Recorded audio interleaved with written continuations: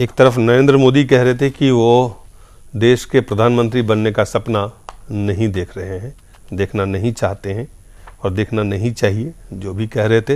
लेकिन दूसरी तरफ संसद में बंजारा की जो चिट्ठी आई है उसको लेके हंगामा हुए।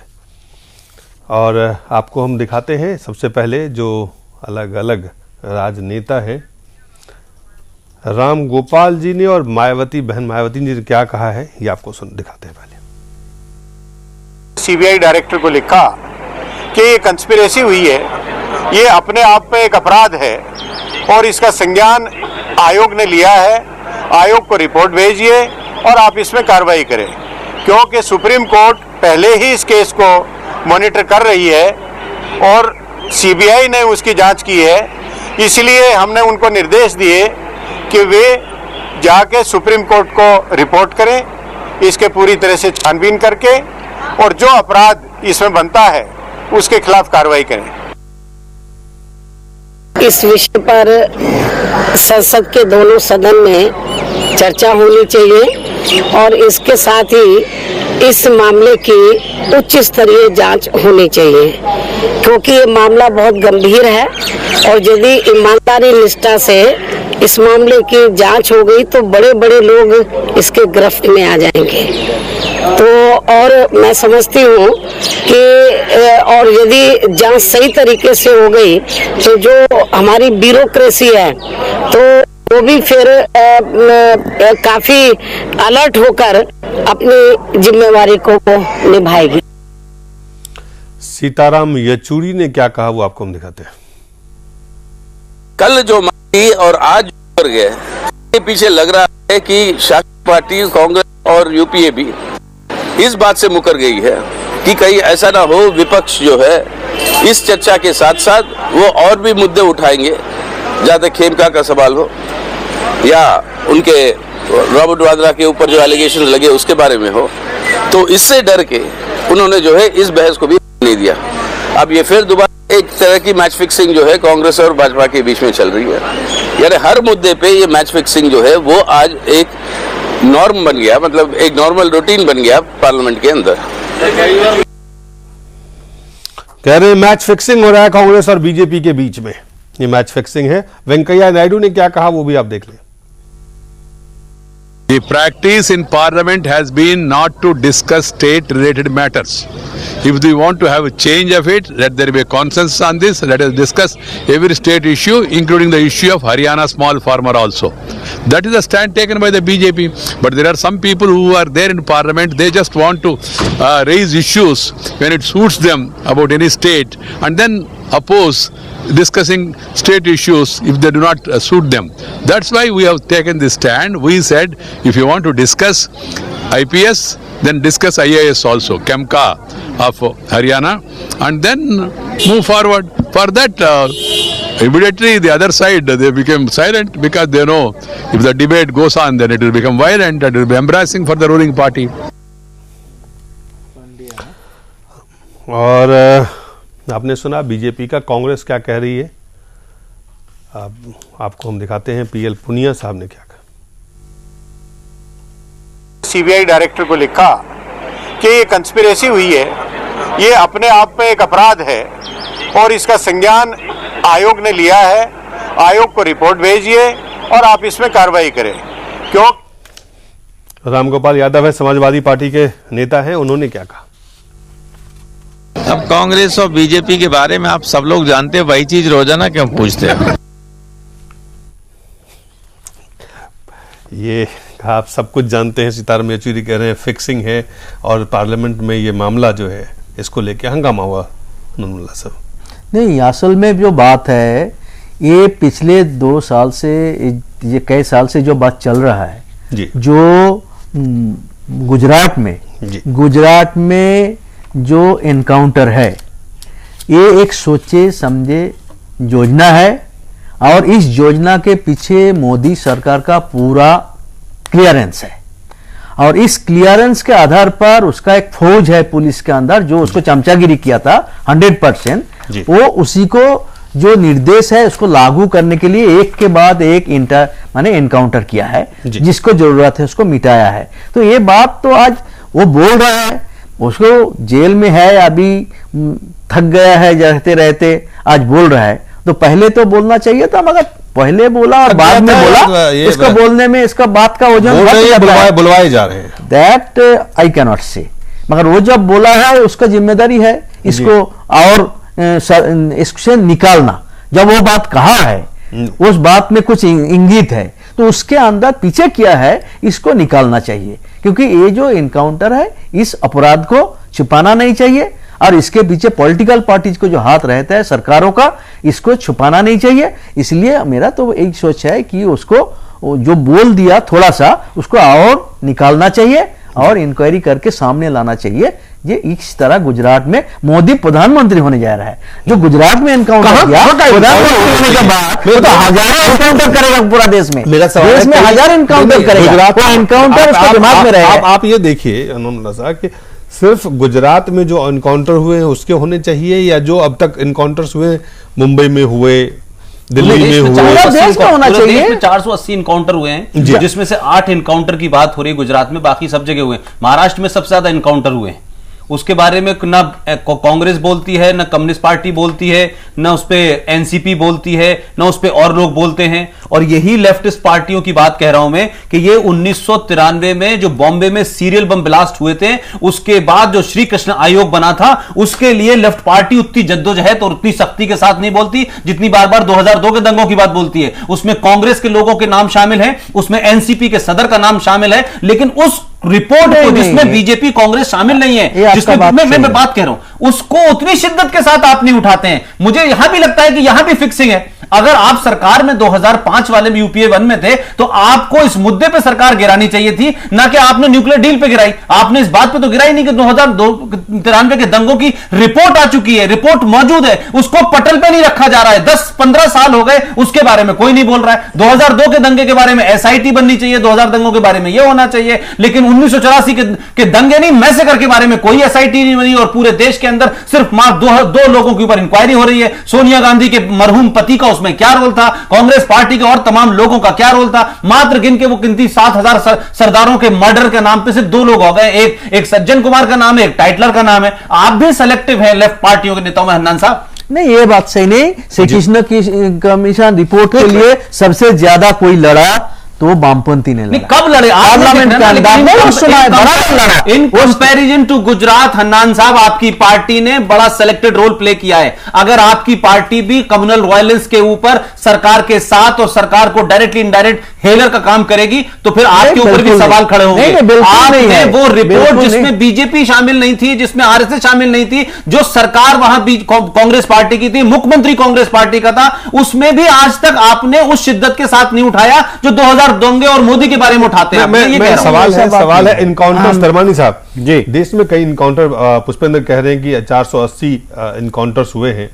सवाल है कि कुछ इनकाउंटर्स को आप सेलेक्टिव होकर कहते हैं इसका इंक्वायरी करना चाहिए। देखिए, मेरे को लगता है कि बंजारा का अगर लेटर अगर आप देखें जी, तो उस लेटर में बहुत साफ कुछ चीजें लिखी हैं, जिसमें उन्होंने बहुत साफ लिखा है कि जितने गुजरात के अधिकारी जी एनकाउंटर को लेकर जेल में बंद है, पूरे देश के किसी भी प्रदेश के इतने ऑफिसर जेल में बंद नहीं है। और जो पुष्पेंद्र भाई बात कह रहे हैं, तो एनकाउंटर तो पूरे देश में हुए हैं। बाटला हाउस का जो एनकाउंटर जिसको फेक करते रहे, उसमें आपने जुडिशरी का रोल देख ही लिया, जुडिशरी की जजमेंट देख ही ली। मुझे यह लगता है कि जब तक हम देश हित में, राष्ट्रीय हित के अंदर, ये जब तक जो हमारा आतंकवाद हम झेल रहा है, हमारा समाज झेल रहा है, हमारा देश झेल रहा है, उसको राजनीति से अलग नहीं रखेंगे, उसमें वोट बैंक की राजनीति नहीं छोड़ेंगे, तो इस प्रकार के उल जलूल जो बयानबाजी है वो एक के ऊपर आएगा तब बोलेंगे, दूसरे के ऊपर आएगा तब बोलेंगे। मुझे लगता है कि आतंकवाद पर इस प्रकार की राजनीति से राजनीतिक दलों को हटना चाहिए। अब अगर आप उनके पूरा पत्र पढ़ लें, तो उस पत्र में उन्होंने प्रोमिनेंटली यह बात लिखी है कि मैंने इस सरकार ने जो भी मेरे को जिम्मेवारी दी उसको बड़ी लॉयल्टी से निभाया है। तो इसमें अगर ये कोई एक क्रेडिट है क्या नहीं निभाना चाहिए? मुझे यह लगता है कि अगर आतंकवाद से कोई भी क्षेत्र पीड़ित है, तो वहां के जो भी पुलिस अधिकारी हैं उनको उस वहां पे लॉ एंड ऑर्डर, कानून व्यवस्था बनाए रखने के लिए, समाज के अंदर एक जो आतंक का वातावरण है उसको समाप्त करने के लिए उनका यह जिम्मेवारी बनती है कि उसको समाप्त करें। और जहां तक आप जितने भी अभी तक केस आए हैं उन केस में अगर आप देखें, आप देख रहे हैं कि किस प्रकार राजनीति जो है, राजनीतिक जो नेता हैं अपने अपने स्वार्थों के लिए, हितों के लिए इस्तेमाल कर रहे हैं। आप खेमका का मसला ले लीजिए, आप दुर्गा शक्ति नागपाल का मसला ले लीजिए, कैग की अलग-अलग रिपोर्ट ले लीजिए, नवीन चावला वाला मामला ले लीजिए, आप मतलब जितने भी मामले हैं ये अलग-अलग मसले हैं, ये अलग-अलग मसले हैं, लेकिन ये राजनीतिक हस्तक्षेप से जुड़े हुए हैं। मेरा ये कहना है, मुझे ये लगता है कि अपने को आतंकवाद जो इस देश की सबसे बड़ी समस्या बनता जा रहा है, इसमें से राजनीति को हटाना पड़ेगा। दो चीजें हैं, उसको लेकर आप आतंकवाद और फेक एनकाउंटर दो अलग अलग चीजें। आतंकवाद यहां में सवाल उठ रहे हैं, नहीं दलीप, आतंकवाद से लड़ने पर सवाल नहीं उठ रहे। नहीं आतंकवाद, देखिए दलीप जी एक बात सुनिए, जो आप बात कहना चाह रहे हैं मैं यहां पे आपसे डिफर करता हूं। मुझे यह लगता है कि आतंकवादी को जब तक यह संदेश क्लियर नहीं जाएगा कि यहां के सुरक्षा दल संदेश क्लियर गया है, मैं बता दूं एक छोटी सी खबर यह है कि एक बड़े मुसलमानों के लीडर हैं और बड़ी जोर से मुसलमानों का मामला रखते हैं और सेकुलर की चादर पहने रहते हैं। उन्होंने अभी 10 दिन पहले एक बयान दे दिया कि ये जो भटकल पकड़ा गया है कहीं इसको मुसलमान होने के कारण तो नहीं पकड़ा गया है। ये कहने के बाद एक सेकुलर पार्टी ने उन्हें बाहर का रास्ता दिखा दिया है। मेरा सवाल कहना, उनका नाम है कमाल फारूकी, समाजवादी पार्टी के नेशनल सेक्रेटरी थे, वो बाहर हो गए। मेरा सवाल यह है, हन्नान भाई भी बैठे हुए हैं और मैं जाती तौर पे भी हन्नान भाई की बड़ी इज्जत करता हूं। 2002 के दंगों में गुजरात के मंत्री जेल में हैं, 2002 के दंगों के सिलसिले में बड़े बड़े ब्यूरोक्रेट जेल में हैं, बड़े बड़े पुलिस अधिकारी जेल में हैं। यह सत्य है कि नहीं है? ये तो है, सत्य है। लेकिन मेरा दूसरा सवाल हन्नान साहब यह है कि इस देश में सांप्रदायिकता के खिलाफ लेफ्ट पार्टियों की जितनी जबरदस्त लड़ाई है, इसमें कोई आपकी बराबरी नहीं कर सकता।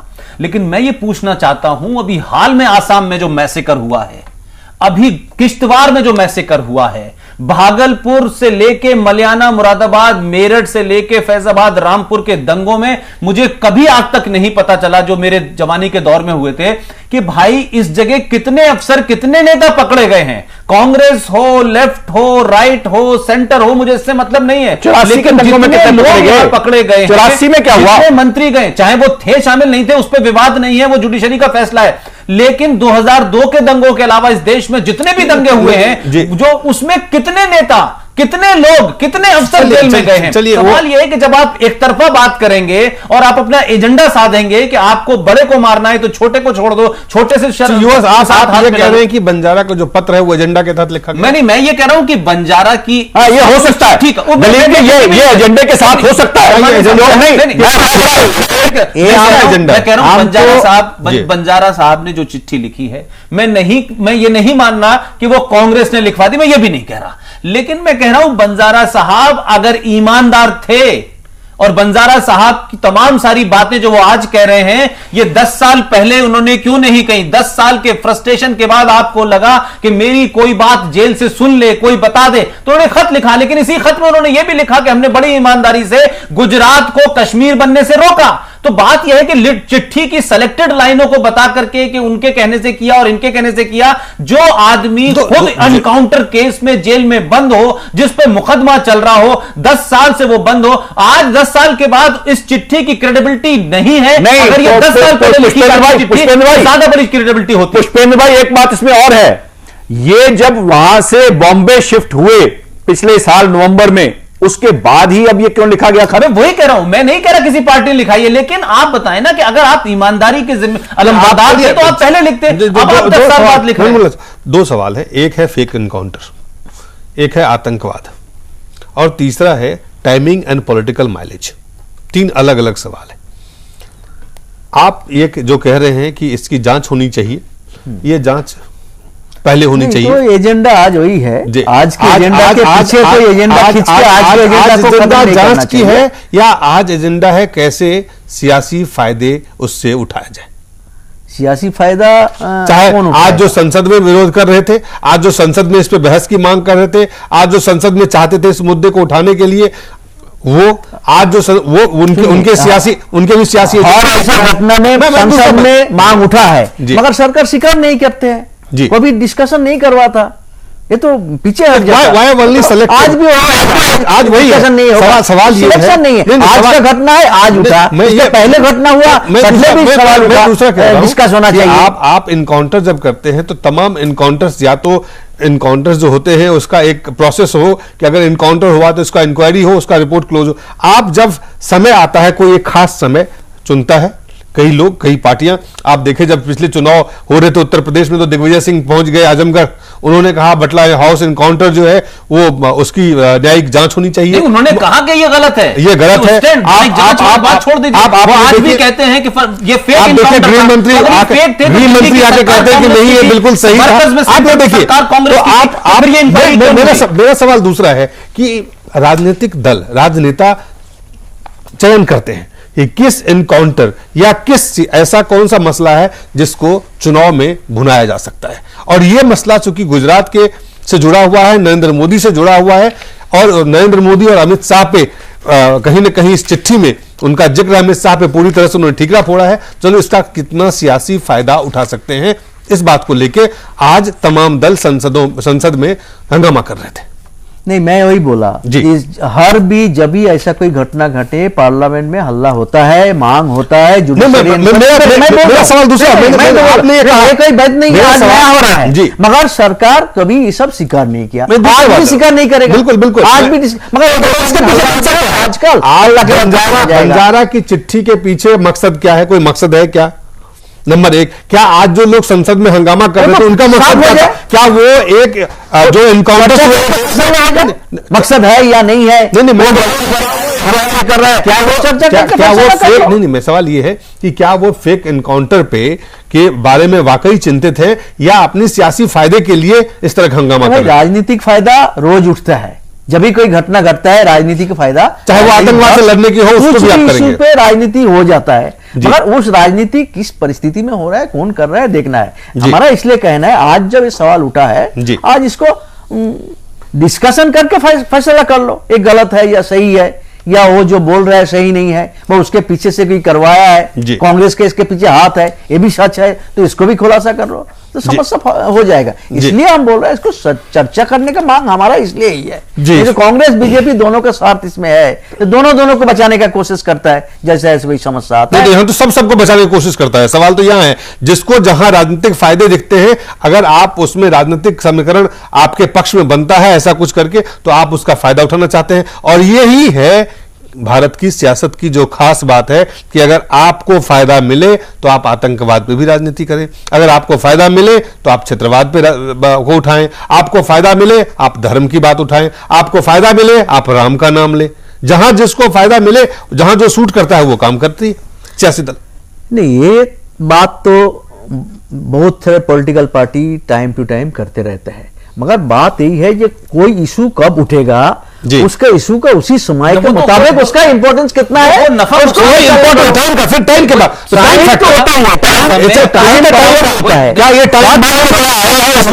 मुझे लगता है कि नफा नुकसान इस देश के अंदर इशरत जहां के मामले को उठाया जाए तो मुसलमानों के साथ खड़े हो जाओ, बटला हाउस को गलत साबित किया जाए तो मुसलमानों के साथ खड़े हो जाओ, सोहराबुद्दीन का मामला हो तो खड़े हो जाओ, प्रज्ञा ठाकुर के मामले को अभी मत उठाओ। ये तमाम आप गलत फहमी में हैं कि इस देश की राजनीतिक पार्टियां, इस देश में जब कानून बनता है तो एफडीआई को बे समर्थन लेना है तो सांप्रदायिकता और कम्युनलिज्म की बात करने लगो।